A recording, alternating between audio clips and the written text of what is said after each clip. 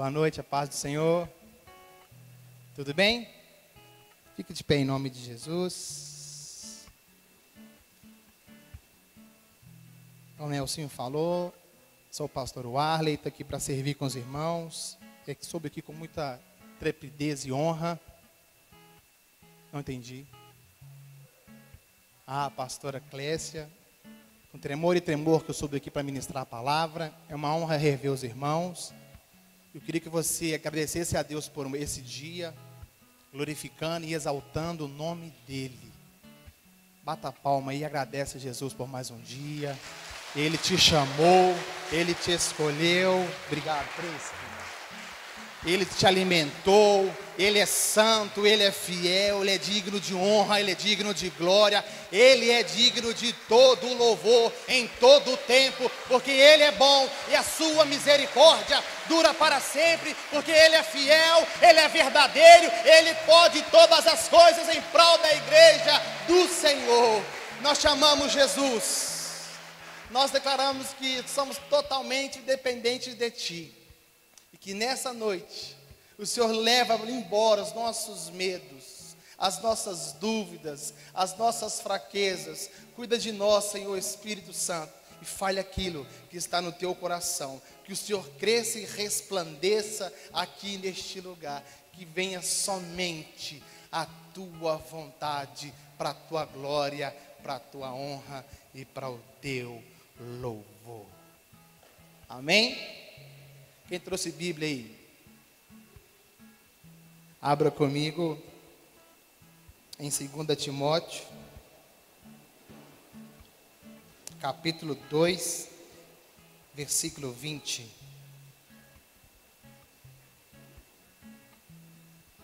Segunda Timóteo, capítulo 2, versículo 20.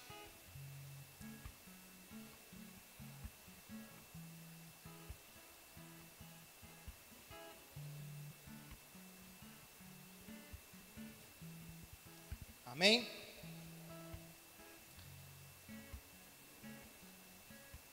Ora, numa grande casa, não há somente utensílios de ouro e de prata. Há também de madeira e de barro. Alguns para a honra, outros para desonra. Assim, pois, se alguém a si mesmo se purificar destes erros, serão utensílios para a honra, santificado e útil ao seu possuidor, estando preparado para toda obra. Amém? Essa passagem de Paulo é uma metáfora que ele usa sobre pessoas e homens e mulheres da igreja. Quando ele relata vasos, somos todos nós. E ele traz para Timóteo uma revelação muito profunda de 4 tipos de pessoas que a igreja tem. 4 tipos de vasos. E um é de madeira, outro é de barro, um é de prata e o outro é de ouro. Desses, claro que o ouro é o mais precioso. E Paulo queria que Timóteo entendesse que o propósito de ser homem de Deus e mulher de Deus tem que ser um vaso de ouro, precioso, resplandecente, bendito. Por isso que em Timóteo ele traz essa revelação, por isso que tem esse entendimento para conosco. E esse culto faminto por Jesus, o nome do culto traz uma dimensão literalmente de desespero até ser saciado por Cristo. Ou só eu que penso assim? Vocês também têm esse entendimento? Um culto faminto por Jesus é algo que só Ele pode nos saciar. Se você tem esse entendimento, você precisa de ser um vaso de ouro, para literalmente Ele te saciar. E a Bíblia traz umas revelações profundas para quem busca nela. E eu peguei alguns personagens bíblicos, e eu queria que a igreja me acompanhasse, para você ver que coisa mais bela. O primeiro vaso que eu quero falar é o vaso de barro. E é um cara que, infelizmente, escorregou no tomate. Judas Iscariote. Quem trouxe Bíblia comigo, abre aí Mateus capítulo 26, versículo 14, diz assim: o pacto de traição.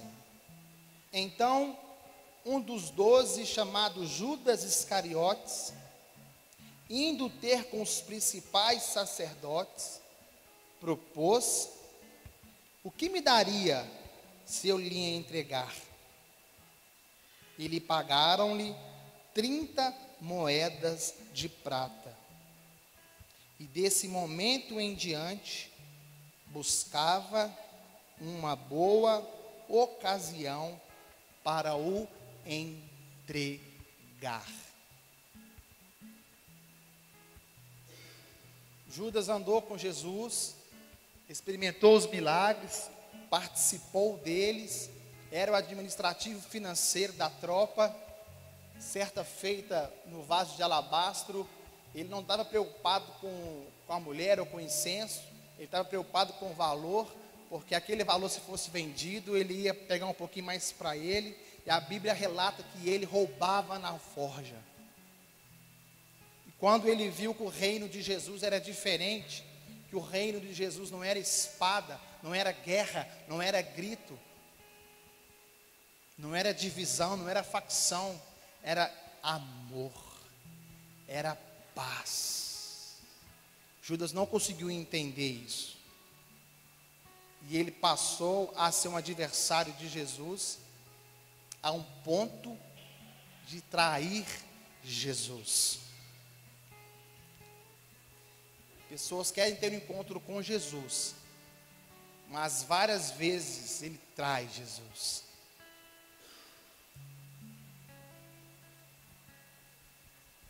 E para mim progredir e entender e viver Cristo, eu não tenho que traí-lo, eu tenho que obedecer. Judas não quis obedecer, ele foi atraído pela traição.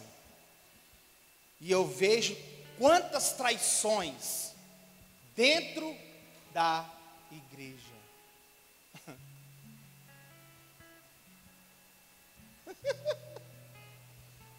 E quanto que isso afasta a promessa daquele que trai. Lindão, você tem o direito, livre-arbítrio de trair quem você quiser. Só que nunca verás a face do Senhor desse jeito. Você nunca vai experimentar a dimensão do sobrenatural desse jeito. A sua família nunca vai se encher completamente do Espírito Santo através de você, se você traz Jesus.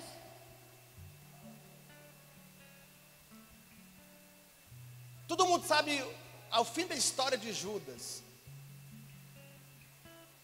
Teólogos relatam que ele suicidou, livros falam que ele foi cortado, caiu na pedreira. Só que está fato, a traição dele valeu a pena?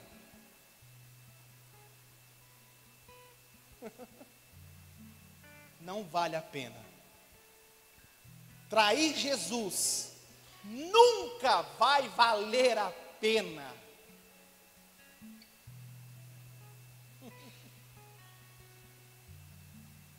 Nós temos que envolver nas coisas do reino, mesmo que é necessário cortar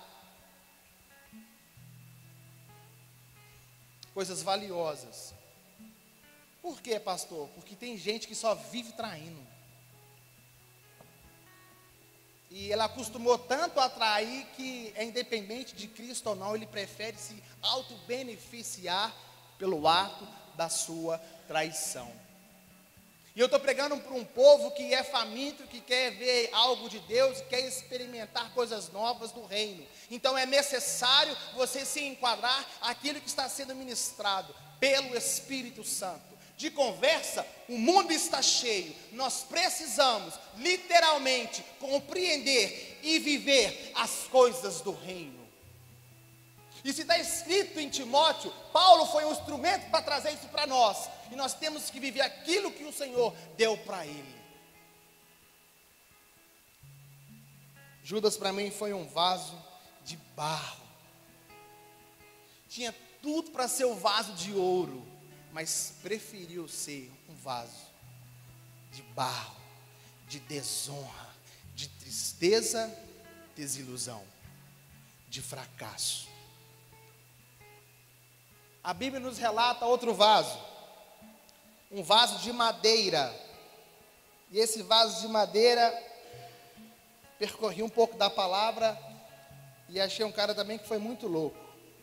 Se você quiser abrir, em 2 Reis, capítulo 5, versículo 5.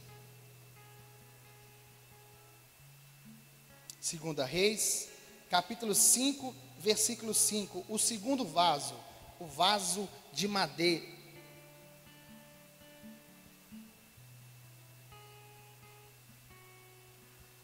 Olha para você ver. Respondeu o rei da Síria: vai, anda, e enviarei uma carta ao rei de Israel. E ele partiu e levou consigo 10 talentos de prata, 6.000 siclos de ouro e 10 vestes festivas. Levou também o rei de Israel uma carta dizendo: logo, chegando a ti esta carta, saberei que eu te enviei Naamã, meu servo, para que o cures de sua lepra. Quando Naamã chega na cidade, ele vai à procura de Eliseu, e Eliseu manda um servo falar com aquele rei dos exércitos lá, para ir para um rio para ser curado. E ele questiona essa ação, mas obedece, é curado de lepra através dos mergulhos e volta para encontrar com o profeta.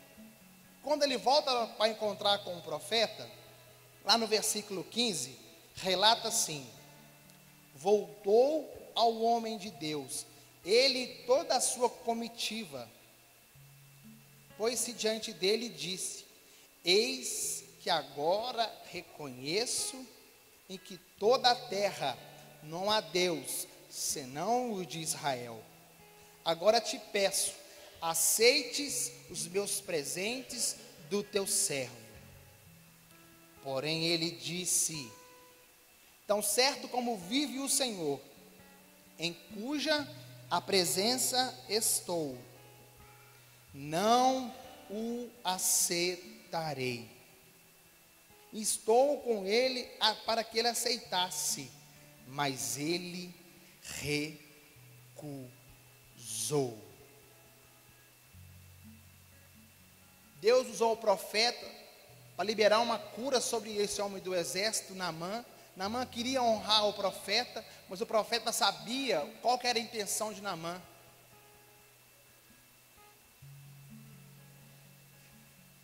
E esse profeta tinha um rapazinho que andava com ele, Geazim.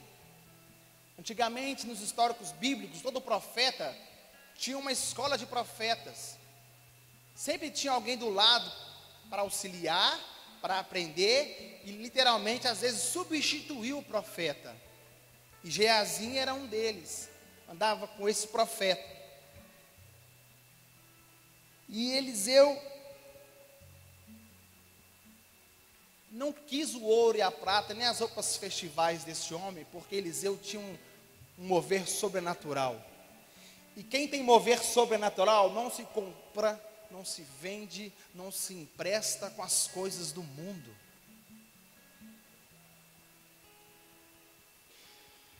Só que Geazim se interessou pelo ouro pela prata, pelas roupas festivas e fez algo pesado. A Bíblia relata que Geazim foi ao encontro da comitiva de Naamã. Naamã, percebendo que vinha um homem correndo, ele parou a comitiva e perguntou o que estava acontecendo. Geazim disse assim, lá no versículo 21, então foi Geazim ao alcance de Naamã, e Naamã, vendo que corria atrás dele, saltou do carro, encontrou com ele e perguntou, vai tudo bem? E ele respondeu, tudo vai bem, meu Senhor me mandou te dizer. Mentira.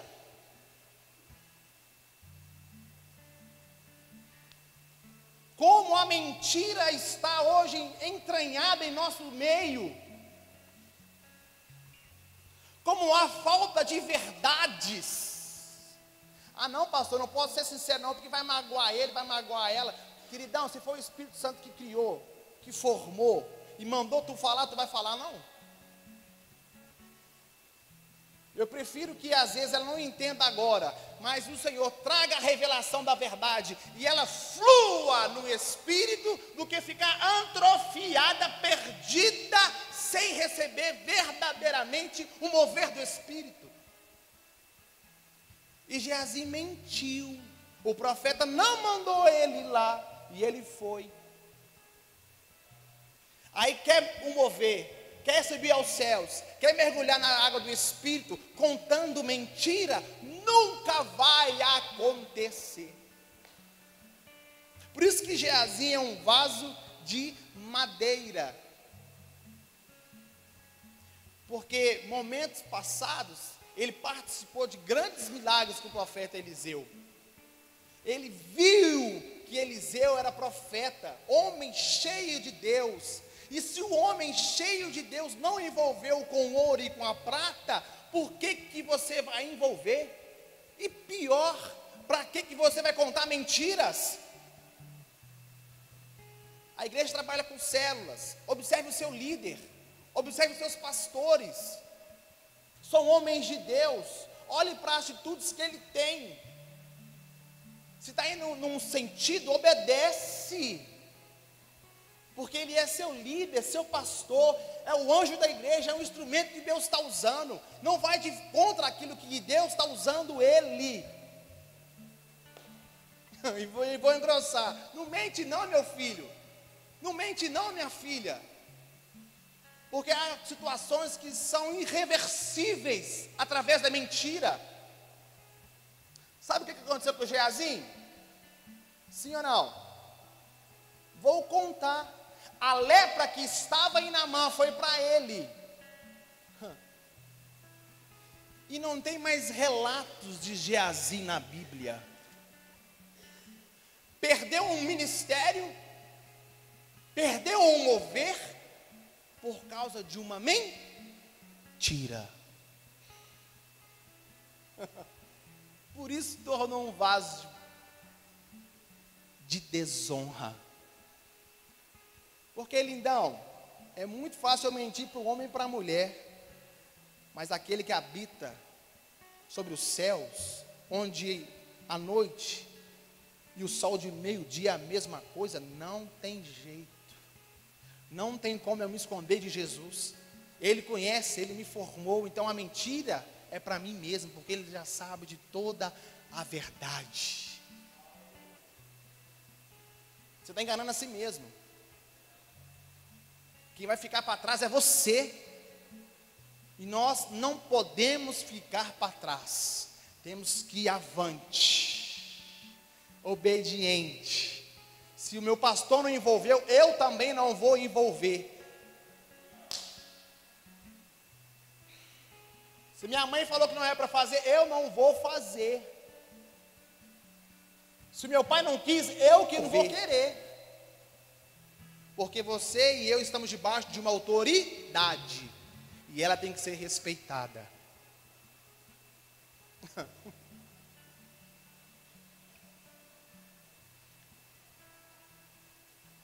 E a Bíblia não relata de outro vaso. um vaso de prata. Em 2 Samuel, capítulo 11, a Bíblia relata assim: Davi comete adultério com Betseba. Decorrido um ano, no tempo em que os reis costumavam sair para a guerra, enviou Davi a Joabe e seus servos com ele e toda Israel para destruir os filhos de Amon, e sitiaram Rabá. Porém, Davi ficou em Jerusalém. Uma tarde levantou-se Davi do seu leito, andava passeando nos terraços da casa real. Daí viu uma mulher que estava tomando banho. Era ela muito formosa. Davi mandou perguntar quem era e disse-lhes: é Betseba, filha de Eliã, mulher de Urias, o heteu. Então enviou Davi mensageiros para que trouxesse-a. E ela veio, e ela se deitou. E ele se deitou com ela. Tendo-se ela purificado da sua imundícia, voltou para casa. A mulher concebeu e mandou dizer a Davi: estou grávida. Davi para mim é um vaso de prata. Davi, ele deslumbrou Israel. Você vai para Israel hoje, as histórias de Davi são contadas até nos dias de hoje. Os feitos de Davi foram incomparáveis. A Bíblia relata que Davi foi um homem segundo o coração de Deus. Qual que teve outro? Homem de batalha, homem de guerra, homem fiel, homem justo. Mas um dia ele pecou. E vai me desculpar, irmãos, eu prego aquilo que Deus manda pregar. Quantos adultérios tem dentro e fora do nosso meio? Está uma troca de mulherada, de pastor, que está me deixando assim, preocupado. Quantos casamentos que foram desfeitos porque o homem quis trair a esposa, ou vice-versa, a esposa quis trair o homem. E a Bíblia relata que isso está dentro da igreja. Isso não mudou. Isso não vai mudar. Porque sempre vai ter um adultério que vai acontecer. Só que nós temos que repreender esse espírito maldito que tenta engolir as nossas famílias. Não podemos deixar a carne gritar além da voz do Espírito. E o importante do texto, que em vez de Davi ir para a guerra e lutar, ele preferiu a mordomia. E eu percebo hoje quantos que estão na mordomia, em vez de estar à frente da batalha.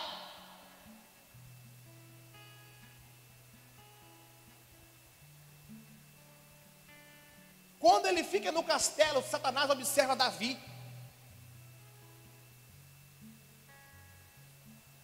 Por isso que os olhos de Davi foram atraídos do Betseba. E ele a desejou. Só que ele já tinha esposa, irmão. Ele então, o sexo é para quem é casado. Não faz isso fora do seu casamento, não. Você casou, é com a sua esposa e mais ninguém, meu filho. Mais ninguém. Ao ponto que estamos chegando, vejo algumas manifestações de ideias de gênero, de sexo. Eu estou vendo crianças de 11, 12 anos ficando grávidas. Eu estou vendo crianças, beiras de rio, percorrendo as balsas para ter relação para comer. O corpo das meninas virou objeto de valor. E muitas igrejas que têm recursos, em vez de bater de frente e falar: é, aqui não, vamos pôr o peito aqui, eu não vou aceitar isso não, e está nem aí, não faz diferença nenhuma. O negócio é encher a igreja, fazer conferência e fazer evento, e o pau está quebrando lá fora e ninguém faz nada. Estão confortáveis e pessoas estão morrendo, se prostituindo, indo para o inferno, porque muitos estão se acovardando de falar e viver a verdade.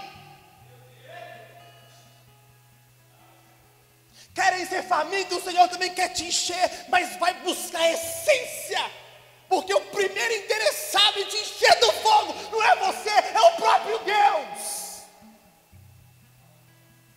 Você acha que os dons, ele faz questão de ter só para ele? É para nós. É tudo nosso, desde que obedecemos a sua palavra. Davi, no seu desejo carnal, ele cai. E a sua casa cai também. E o seu reino cai também. E aquilo que tinha tudo para dar certo, por causa de um sexo, de uma transa, desabou.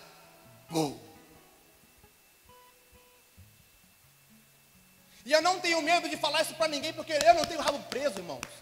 A minha vida é no altar, eu prego o que eu vivo. Ai de mim se eu vim aqui falar aquilo que eu queria. Não fui chamado para isso. Fui chamado para anunciar as boas novas. Você é chamado para anunciar as boas novas.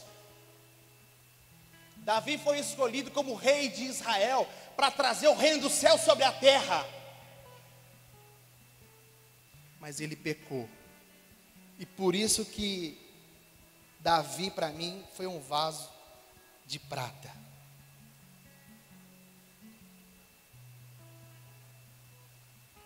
Você está vendo aí que o apóstolo Paulo pegou uma palavra, uma mensagem que desde o início acontece.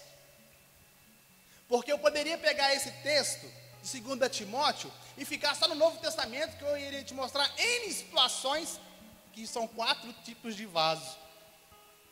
Mas eu estou mostrando para a igreja, explanando para vocês que desde o jardim do Éden, as mesmas lutas: adultério, mentira, traição, corrupção. Pastor, o senhor falou sobre vasos de ouro. Vou falar de vasos de ouro. Mateus capítulo 3.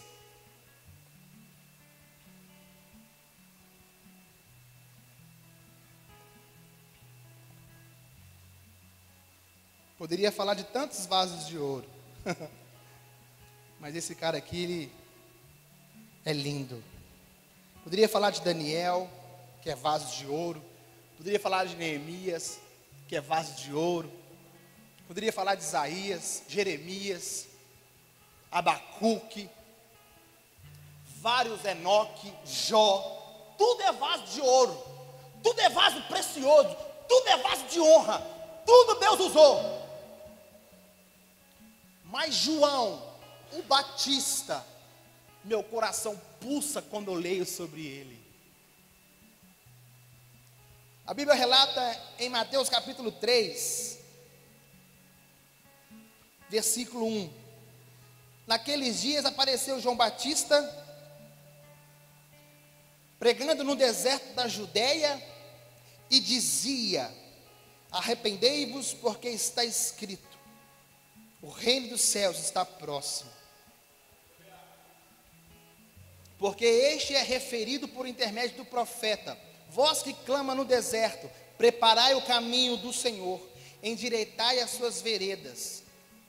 Olha o que ele falava com Israel. Olha o que João Batista anunciava. Usava João vestes de pelos de camelo, um cinto de couro, e a sua alimentação era gafanhotos e mel silvestres. Qual linhagem que João Batista veio? Romana? Egípcia? Qual que era as pessoas que João Batista andava em meio à sociedade? Os barões? Os reis? Os das conquistas financeiras de Israel? Não. João Batista morava sobre as cavernas. As vestes dele não eram roupas de marca, tênis caro. E a sua alimentação não era uma alimentação feita por nutricionistas e nem muito mais. Comia gafanhoto e mel, basicão, grossão, durão. Só que quando João Batista começava a falar das coisas do reino, o reino se manifestava. O que o Senhor quer fazer em João Pinheiro, em Belo Horizonte, e sobre as nações, é isso. Pessoas que são honrosas, benditas, preciosas, que não são corrompidas com as coisas deste mundo materiais, mas são loucas com as coisas do Espírito, porque quando começar a anunciar, o mover do céu inundará as pessoas, e os milagres, os prodígios e os sinais acontecerão naturalmente. Por isso que João Batista é um vaso de ouro. Gente, João Batista poderia ser o homem da época, você sabia disso?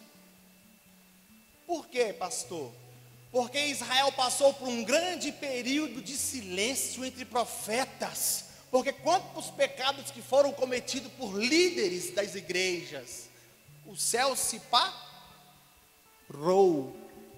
E de repente vem João Batista, como me desculpa a palavra, com veneno nos olhos. E vai para as ruas e fala assim: arrependa, muda a postura, porque o reino de Deus está para cumprir, Ele vem. Não teve medo de anunciar a verdade. E você acha que quantos convites que João deve ter rejeitado? Tenho certeza que foi vários. Porque ninguém morre com uma cabeça cortada à toa.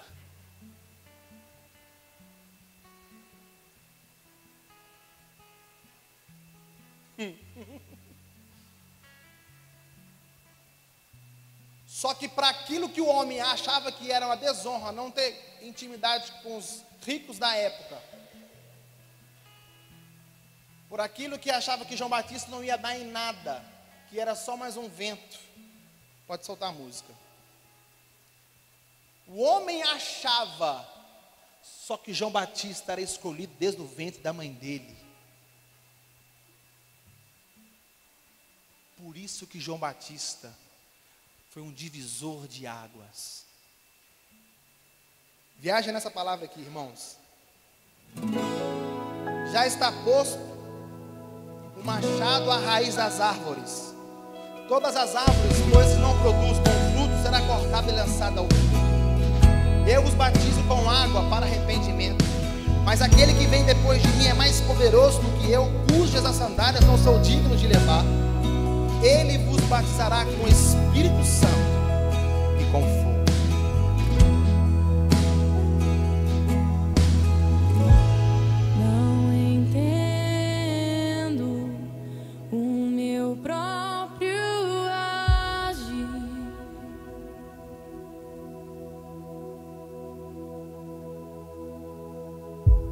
Sem tua graça, o que seria de mim?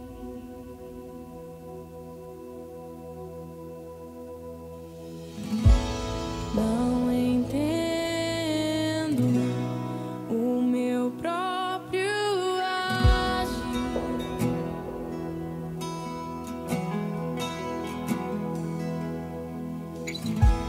Sem tua graça, o que seria de mim, Deus? Pois o bem que eu quero fazer não faço, e o mal que eu não quero, esse sim, acabo cometendo. Em meu ser milita carne e espírito, em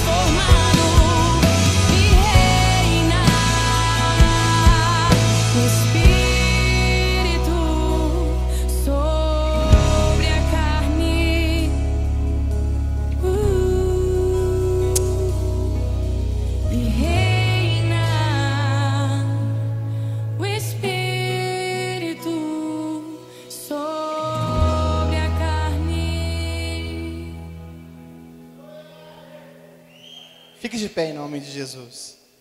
Queria que a banda soubesse aqui rapidinho também, em nome de Jesus. Toda a banda. Então liberta-me de Não mim. tem como ler nesses 4 minutos de fase, Eu né? quero ser a sua Porque segundo o texto, segundo Timóteo, capítulo 3, versículo 1 diz assim: os males e as corrupções dos últimos dias.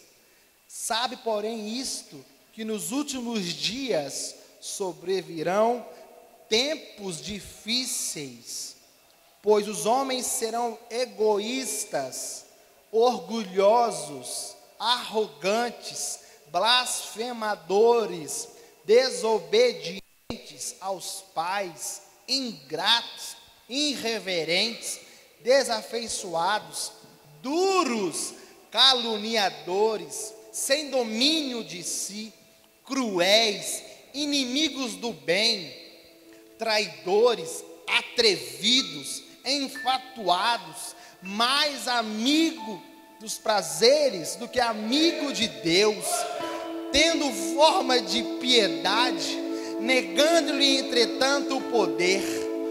Foge desses. Estamos nesse tempo. Estamos passando por isso. E você quer experimentar o pequenininho, um pouquinho que Deus pode fazer? Dessa forma torta, às vezes incrédula e suja. Ei, filhão, o inferno não para de crescer todos os dias. O inferno não tem porta, o inferno não fecha. Todo dia eu vejo jovens morrendo. Todo dia eu vejo pai matando filho, filho matando pai. Todo dia eu vejo sangue, sangue, sangue. Eu não posso deixar a coisa desse jeito. Eu tenho que fazer alguma coisa. Eu tenho que ser vaso de ouro para que o Senhor habite em mim e de mim flua o poder dele, não meu. Minha família tem que ser impactada, não porque o meu conhecimento é bom, porque eu sou santo. A minha família tem que ser impactada com as coisas que vêm do céu. Mas para mim atrair as coisas do céu, eu tenho que ser vaso de ouro. Eu preciso de ser vaso de ouro.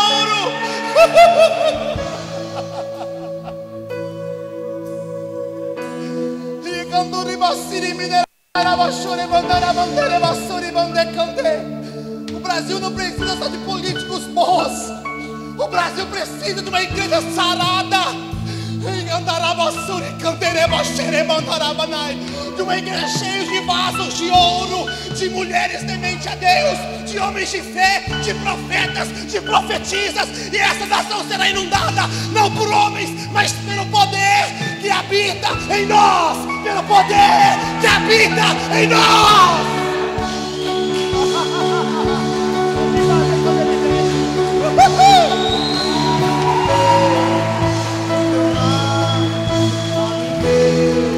Deixa eu pegar aí, meu filho!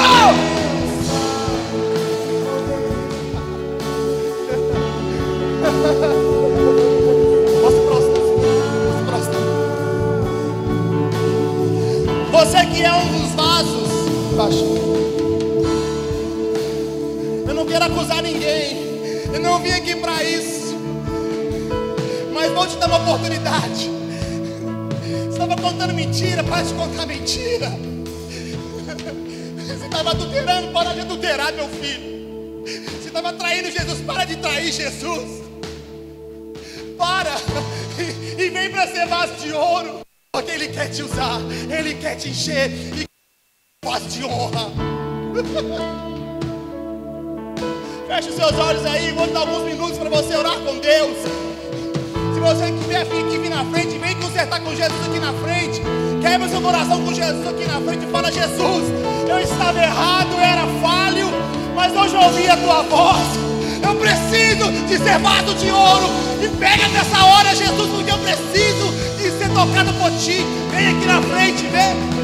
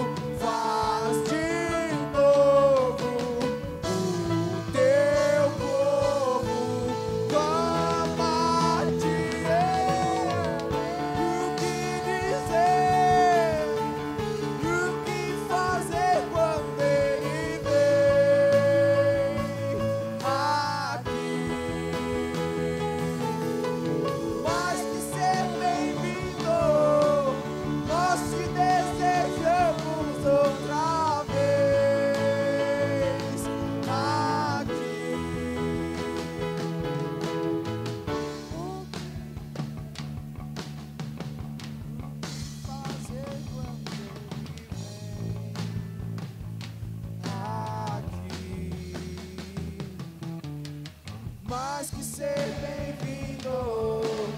Nós te desejamos outra vez aqui. Faze novo, faze novo teu povo. Mais uma vez de novo, faze novo teu povo.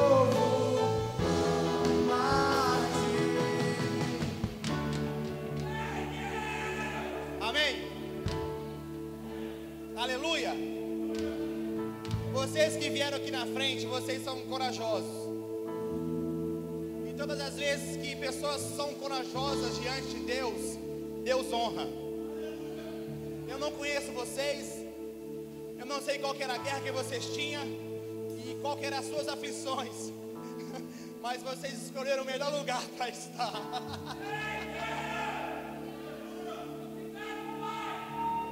E eu profetizo, em nome do Pai, do Filho e do Espírito Santo, que suas famílias, seu bairro, a sua faculdade, seu trabalho, sua cidade, não será mais a mesma quando você sair deste culto. Eu profetizo que quando você chegar aí na sua casa hoje, as muralhas que prendiam seus familiares, as enfermidades, os principados, os demônios da confusão, vai bater em retirada nessa noite. Vocês sairão daqui hoje revestidos de autoridade, não feitas por homens, mas feitas por Deus. Eu profetizo a armadura do Senhor sobre vocês, que a graça do Senhor, as doces consolação do Espírito Santo e o poder dele esteja sobre todos nós, em nome do Pai, em nome do Filho, em nome do Espírito Santo. Se você crê nessa palavra profética, glorifica a Deus aí!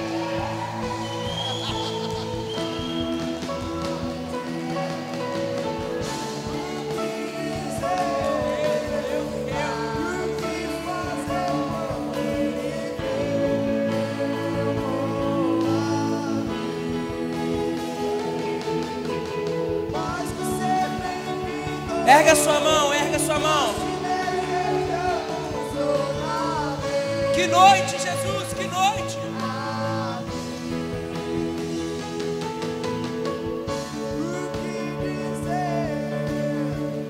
O que fazer quando ele vem aqui? Mais que ser bem-vindo, nós te desejamos outra vez aqui.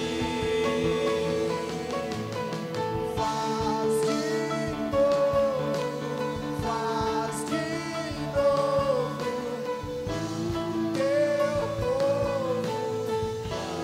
Mate mais uma vez de novo. Faz de novo seu povo. Mate. Aleluia. Acende as luzes aí, por favor. Pode voltar para o seu lugar. Pode acender tudo. Sabe, querido, o nosso país, ele tem vivido dias difíceis. Mas eu digo que se o nosso país vive tempos difíceis, a igreja vive tempos mais difíceis ainda. Eu recebi essa semana um convite para estar ministrando em um determinado lugar fora do estado. E a pessoa me perguntou assim: pastor, quanto você cobra? A Bíblia nos garante que aquilo que nós recebemos de graça, nós devemos dar de graça, amém? Mas se as pessoas estão pagando, é porque existem pastores cobrando. Existem pastores adulterando, existem pastores roubando dízimo e oferta, existem pastores fazendo inúmeras coisas.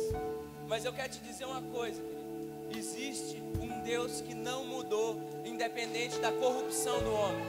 Ele é o mesmo. A corrupção que há em mim, você não pode mudar quem é Deus. Ele é o mesmo, amém? E Ele não vai se calar sobre a nossa nação. O nosso país está sendo varrido, querido. E eu vou te dizer mais, a começar das igrejas. Pastor Warley está vendo isso acontecendo, eu tenho visto isso acontecer. Se você é uma pessoa que está antenado no que o Espírito Santo está fazendo, isso está acontecendo. Deus não está permitindo mais que o pecado continue oculto dentro da igreja. Eu quero te dizer, faça um concerto com a sua vida. Isso não é coisa de altar, não é coisa de pastor. Isso é coisa de pessoas que congregam. Se você tem caminhado em uma vida errada, é tempo de você consertar a sua vida. Porque o interesse de trazer o seu pecado à tona não é do diabo. O diabo não quer te envergonhar, porque ele sabe que todos os homens que foram expostos na palavra, eles tiveram uma vida transformada. Muito pelo contrário, o diabo quer te ajudar a esconder o seu pecado.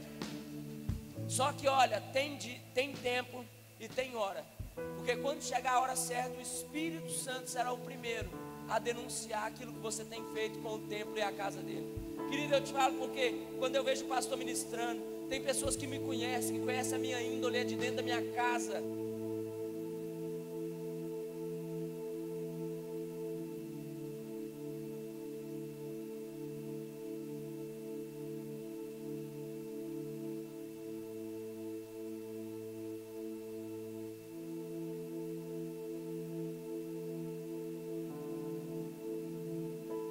Igreja, eu sou a igreja. Tem mais igreja aqui? Eu sou a igreja. Então, posicione a sua vida. Um recado para mim orar e você ir. Amanhã, às 15 horas, nós estaremos no Quintino Vargas, mais um Kingdom School, falando de Jesus para provavelmente mais de 300 alunos. Para você que acha que nós não estamos avançando, esse ano nós já atingimos mais de 4 mil alunos entre João Pinheiro e Patos de Minas. 4 mil alunos. Até o final do ano vão ser mais de 7 mil alunos. Mais de 7 mil.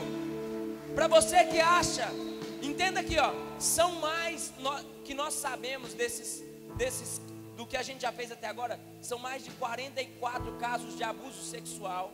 São mais de 32 casos de automutilação. E por aí vai os problemas que estão dentro da nossa escola.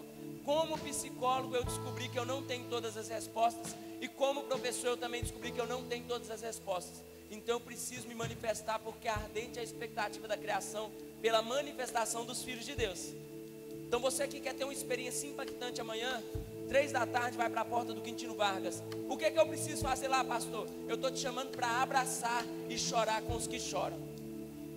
Você vai só abraçar. Você não precisa ter uma palavra na sua boca, não. O que mais você vai ter que doar lá é o seu abraço. Quem já participou do Kingdom School? Levanta a mão aí. Vocês sabem do